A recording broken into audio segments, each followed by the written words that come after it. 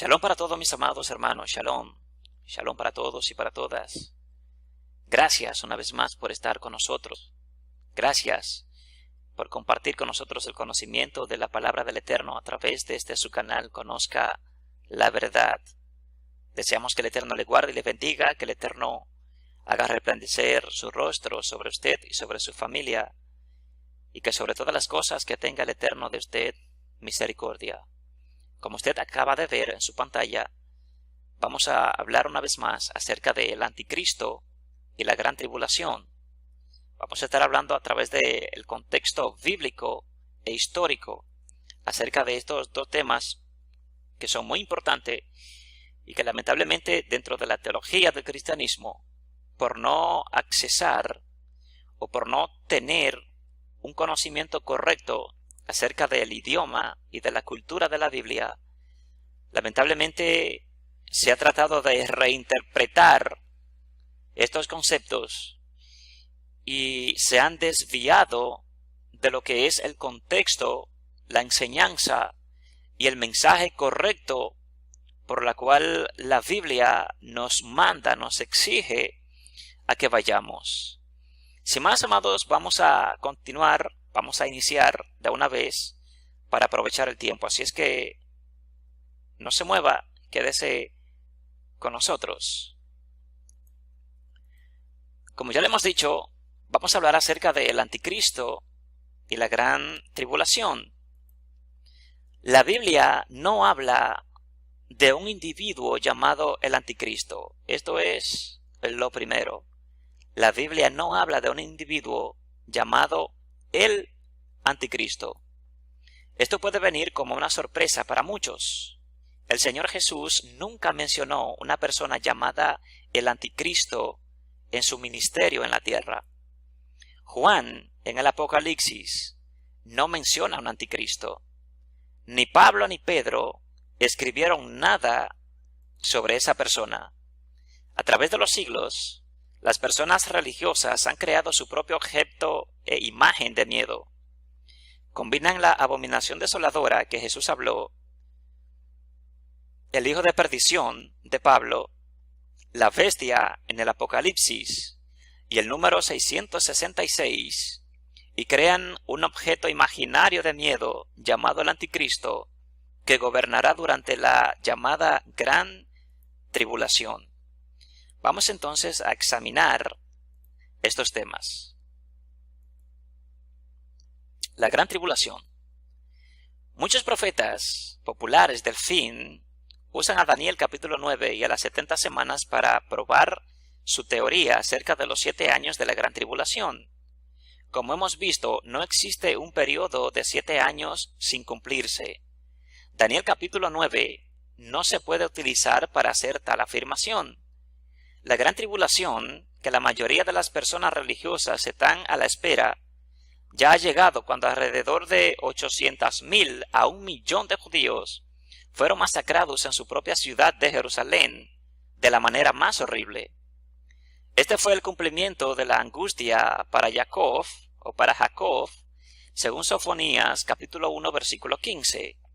Pablo describe a los tesalonicenses y confirma las palabras de Jesús en Mateo capítulo 24 desde el versículo 8 al 11 y del ángel Gabriel en Daniel capítulo 9 diciendo: porque vosotros, hermanos, vinisteis a ser imitadores de las iglesias de Dios en Jesucristo que están en Judea, pues habéis padecido de los de vuestra propia nación las mismas cosas que ellas padecieron de los judíos, los cuales mataron al Señor Jesús y a sus propios profetas, y a nosotros nos expulsaron, y no agradan a Dios, y se oponen a todos los hombres, impidiéndonos hablar a los gentiles para que éstos se salven. Así colman ellos siempre la medida de sus pecados, pues vino sobre ellos la ira hasta el extremo, según Primera de Tesalonicenses, capítulo 2, desde el versículo 14 al 16. Flavio Josefo, un judío que fue testigo de la caída de Jerusalén y de los terribles acontecimientos y de los horrores del día, informó que las palabras no pueden recibir o no pueden describir cómo las mujeres y niños fueron brutalmente asesinados. La historia registra que 500 judíos eran arrojados sobre la muralla de la ciudad a diario por sus propios hermanos para los romanos, que lo crucificaron en la ciudad de Jerusalén hasta que no había más árboles en Palestina. Era hermano contra hermano, y las casas se dividieron contra de ellos mismos, al igual como Jesús dijo en Mateo capítulo 24. Más del 80% de la nación fue brutalmente asesinada por la cuarta bestia, la cual es el Imperio Romano, a quien Daniel vio en su visión. No solo fueron asesinados en la ciudad, pero muchas aldeas inclusive fueron borradas totalmente por los soldados romanos. Los historiadores señalan que en algunos lugares como Galilea, el agua se puso roja de la sangre y los caballos de los soldados romanos que se acercaron a sus bodas en la sangre para matar a los judíos que entraban en el agua para escapar. Veamos algunos extractos del registro histórico de la caída de Jerusalén y su gran tribulación registrada por Flavio Josefo en el primer siglo. Flavio Josefo escribió y dijo: ni los romanos, de la ira que llevaron en este intento, dejar fuera, ya sea de noche o de día, la quema de los lugares en la llanura, y robando el ganado que había en el país, y matando a alguno que parecía capaz de luchar perpetuamente, y llevando a la gente más débil como esclavos en esclavitud o en cautividad, de modo que Galilea estaba toda llena de fuego y sangre.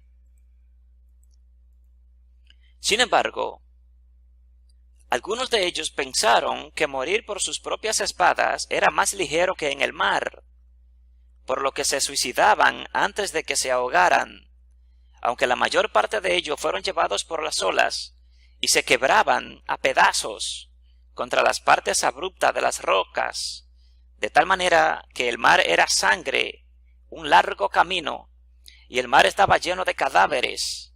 Los romanos llegaron a los que se llevaron a la orilla y los destruyeron, y el número de los cuerpos que fueron por lo tanto expulsados de la mar era de 4.200.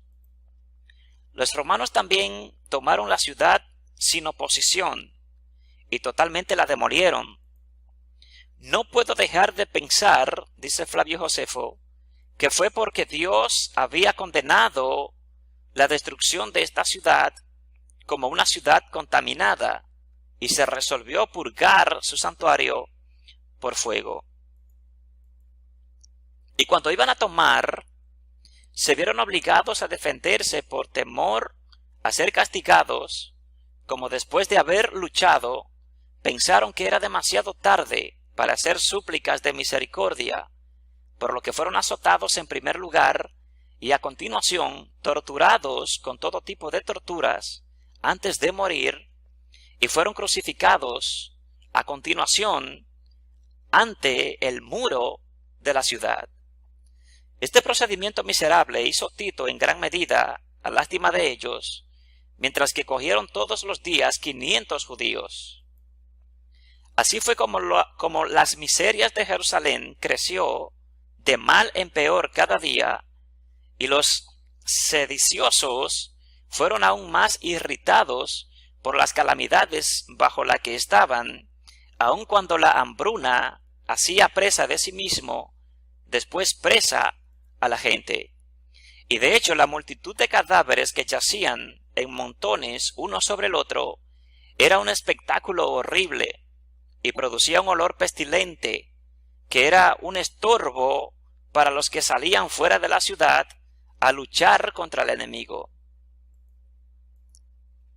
Un falso profeta fue el motivo de la destrucción de estas personas, que había hecho un anuncio público en la ciudad ese mismo día de que Dios les mandó a pararse en el templo y que allí debían recibir señales milagrosas de su liberación.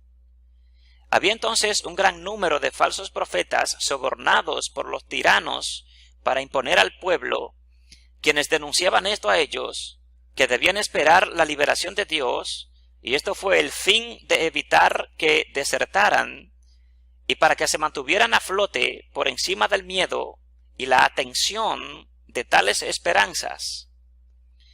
No es por coincidencia que estos eventos se que debieron tomar lugar dentro de la generación de la profecía de Jesús en la caída de Jerusalén y su mensaje del reino a través de las parábolas. Cuando dijo, por ejemplo, y le dijeron, a los malos destruirá sin misericordia y arrendará su viña a otros labradores que le paguen el fruto a su tiempo, según Mateo capítulo 21, versículo 41. Al oírlo el rey se enojó y enviando sus ejércitos, destruyó a aquellos homicidas y quemó su ciudad, según Mateo capítulo 22, versículo 7. De cierto os digo que todo esto vendrá sobre esta generación. Jerusalén, Jerusalén, que matas a los profetas y apedreas a los que te son enviados. ¿Cuántas veces quise juntar a tus hijos, como la gallina junta sus polluelos debajo de las alas, y no quisiste? He aquí vuestra casa os es dejada desierta, dijo Jesús en Mateo capítulo 23, desde el versículo 36 al 38. De cierto os digo que no pasará esta generación hasta que todo esto acontezca, según Mateo capítulo 24, versículo 34. El asesinato inhumano de millones de judíos en Europa a manos de Hitler no se puede comparar con la intensidad de la tribulación del año 70 después de Cristo, cuando Jerusalén, con la mayoría de su pueblo en el templo, el sumo sacerdote y todo el orden levítico fueron erradicados y quemados hasta el suelo. Pero para todo el resto de la pared, que estaba tan bien establecida, incluso con el suelo para aquellos que la excavaron hasta el fundamento, que no fue dejado nada para los que llegaron hasta allí, como que no había sido habitada, testificó el historiador Flavio Josefo. Vamos a analizar un poco ahora acerca de lo que es el anticristo. Juan es el único apóstol que escribe acerca de el anticristo. Por lo tanto, tenemos que leer y tomar nota de lo que dice. Las siguientes conclusiones interesantes se hacen al estudiar de los escritos de Juan. En primer lugar, el anticristo no es una persona en lugar o en algún lugar del futuro. Dijo el apóstol Juan, hijitos, ya es el último tiempo y según vosotros oísteis que el anticristo viene, así ahora han surgido muchos anticristos. Por esto conocemos que es el último tiempo. Salieron de nosotros, pero no eran de nosotros. Porque si hubiesen sido de nosotros, habrían permanecido con nosotros. Pero salieron para que se manifestase que no todos son de nosotros. Según la carta primera de Juan, capítulo 2, versículo 18 al 19. Juan llama a los inmaduros en la iglesia niños pequeños. Él les explica que se trataba de la última hora y que muchos anticristos ya estaban presentes. En este contexto, los anticristos eran los que habían salido de entre ellos y se volvió en contra del Mesías. Ellos se describieron como anticristo. Segundo punto, el que niega al Padre, niega al Hijo, y este es anticristo. ¿Quién es el mentiroso sino el que niega que Jesús es el Cristo? Este es anticristo, el que niega al Padre y al Hijo. Todo aquel que niega al Hijo tampoco tiene al Padre. El que confiesa al Hijo tiene también al Padre, según la carta primera de Juan, capítulo 2, versículos 22 y 23. Creer solo en el Padre, sin reconocer al Hijo, se describe como anticristo. En esencia, este espíritu de mentira no solo niega al Hijo, sino también, por implicación, la filiación de todos los creyentes. Jesús dijo que no hay forma de ir al Padre si no es por medio de Él. En tercer lugar, anticristo es un espíritu que no confiesa que el Mesías ha venido en carne. Y todo espíritu que no confiesa que Jesucristo ha venido en carne no es de Dios. Y este es el espíritu del anticristo, el cual vosotros habéis oído que viene y que ahora ya está en el mundo. Primera de Juan, capítulo 4, versículo 3. Solo creer en Jesús como un líder histórico, religioso o sus atributos carnales, sin reconocerlo como el Mesías, como el ungido, también califica a uno como anticristo. En cuarto lugar, anticristo es un engañador, porque muchos engañadores han salido por el mundo que no confiesan que Jesucristo ha venido en carne. Quien esto hace es el engañador y el anticristo. Segunda de Juan capítulo 1 versículo 7. Está muy claro de todas estas escrituras del Nuevo Testamento que anticristo es un espíritu de mentira y engaño que encuentra su expresión en una pluralidad de personas, ya manifestado en el tiempo del apóstol Juan. No he encontrado ninguna evidencia en la Biblia de un solo ser humano gobernando al mundo como un futuro anticristo. Tampoco creo que se trataba de un solo hombre en la historia. Ni Nerón César, ni el Papa, como algunos han sugerido. Aunque es posible que algunos individuos en la historia pudo haber operado como este espíritu, Anticristo se acerca más y más peligroso de lo que nos hicieron creer. Este espíritu se manifiesta dentro de la mente religiosa y en medio de las asambleas de las congregaciones de fe. En sí una apariencia de un seguidor de Jesús, sin embargo, trabajando activamente contra la verdad y la presencia del Mesías. Este espíritu odia y teme el hecho de que el Mesías vino en la carne y sigue viniendo en la carne a través de su cuerpo, que es la iglesia, y, finalmente, vendrá en su aspecto glorioso. Cuando Jesús vino a la tierra, Él fue declarado como Mesías, el Hijo del Dios viviente. Cuando Jesucristo salió de la tierra en su ascensión, Él, como la cabeza, se fue, pero el cuerpo del Mesías permaneció en la tierra. La noche que fue entregado, tomó pan Él y declaró: esto es mi cuerpo entregado por vosotros. Este espíritu anticristo opera de muchas maneras. No niega el hecho de que Jesús vino, porque no es anti-Jesús, sino anti-Mesías.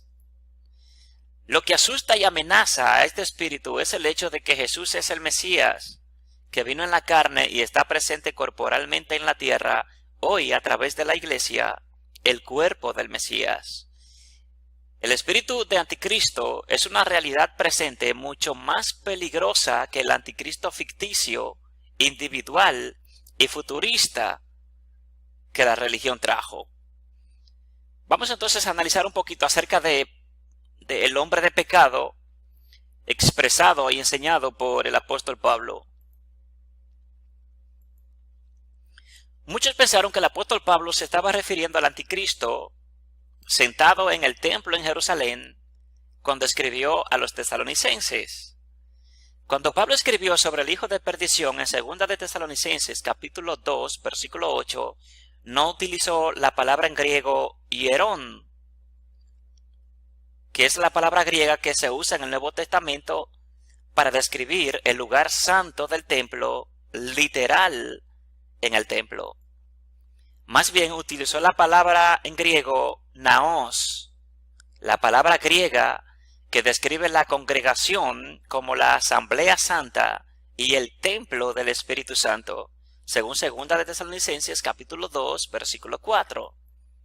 En su camino al madero, Jesús dijo a los líderes religiosos: destruid este templo, y en 3 días lo levantaré. Esto está en Juan capítulo 2, versículo 9. El apóstol Juan explica que Jesús se refería a su propio cuerpo como el templo, según Juan capítulo 2, versículo 21. Después de la cruz, la iglesia se convirtió en su cuerpo, el templo reconstruido y la casa del Padre, que se compone de muchas moradas. Pablo declara que los creyentes son los naos, es la palabra griega naos, templo de Dios, según 1 de Corintios capítulo 3, versículo 16. Amén. Y capítulo 6, versículo 16. Amén. Perdón. Pablo declara que los creyentes son los naos, palabra griega naos, o sea, el templo de Dios, según 1 de Corintios capítulo 3, versículo 16. Veamos más acerca de 2 de Tesalonicenses capítulo 2, desde el versículo 3 al versículo 8.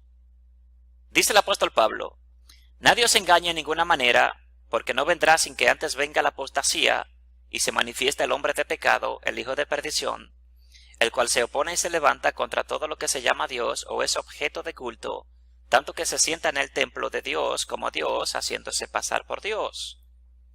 ¿No os acordáis que cuando yo estaba todavía con vosotros os decía esto? Y ahora vosotros sabéis lo que lo detiene, a fin de que a su debido tiempo se manifieste. Porque ya está en acción el misterio de la iniquidad, solo que hay quien al presente lo detiene, hasta que él a su vez sea quitado de en medio. Y entonces se manifestará aquel inicuo a quien el Señor matará con el espíritu de su boca, y destruirá con el resplandor de su venida, según 2 de Tesalonicenses, capítulo 2, desde el versículo 3 al versículo 8.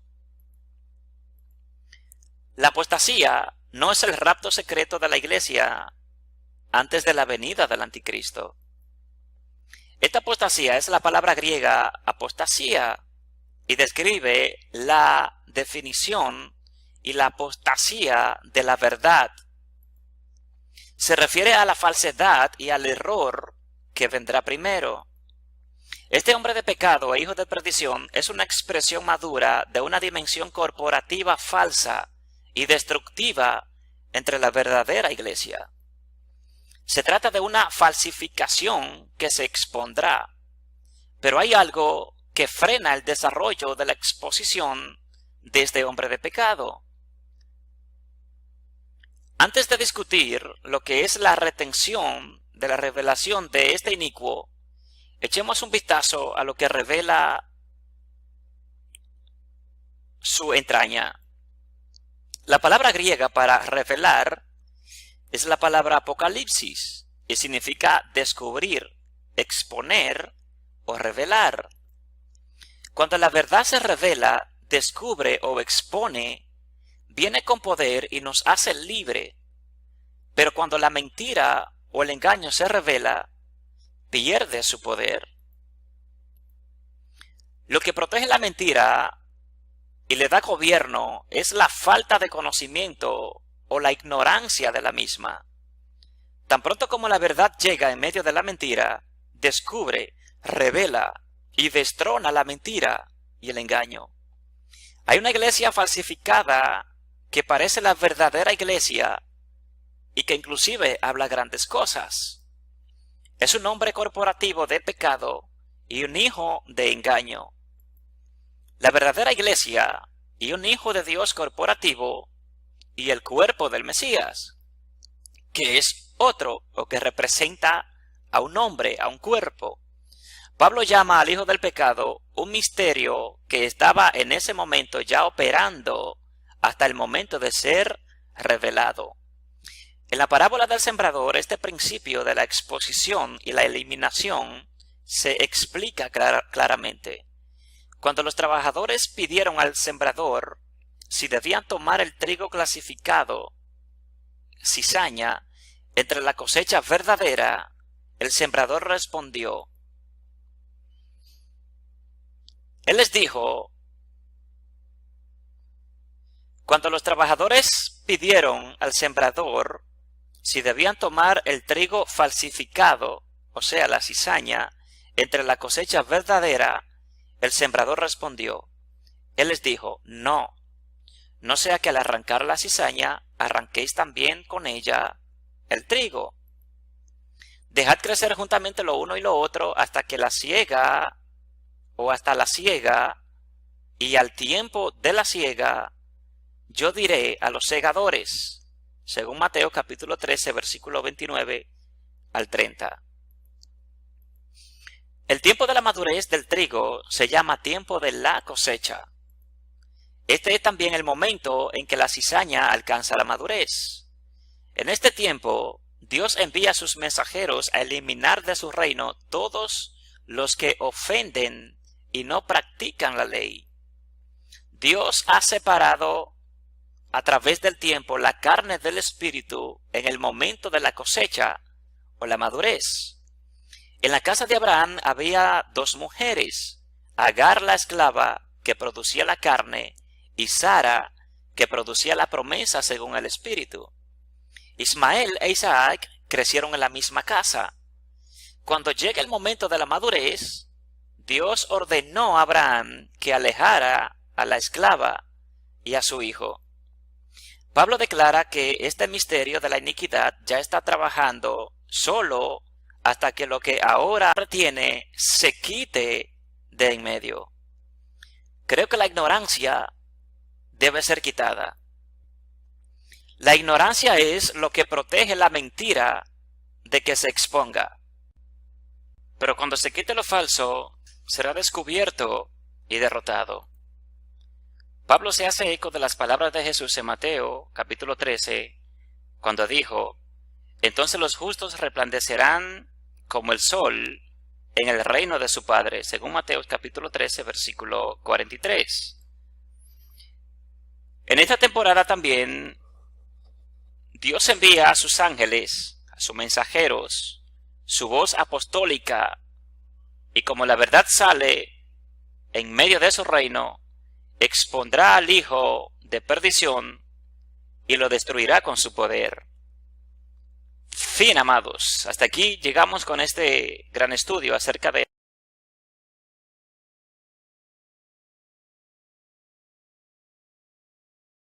el anticristo y la gran tribulación, de manera que deseamos que les sea de bendición. Así es que el Eterno les guarde, el Eterno les bendiga. Recuerde que si le gusta, si ha sido bendecido o bendecida, puede darle like, suscribirse y compartirlo con todas las personas que usted desea. Así es que hasta pronto. Shalom.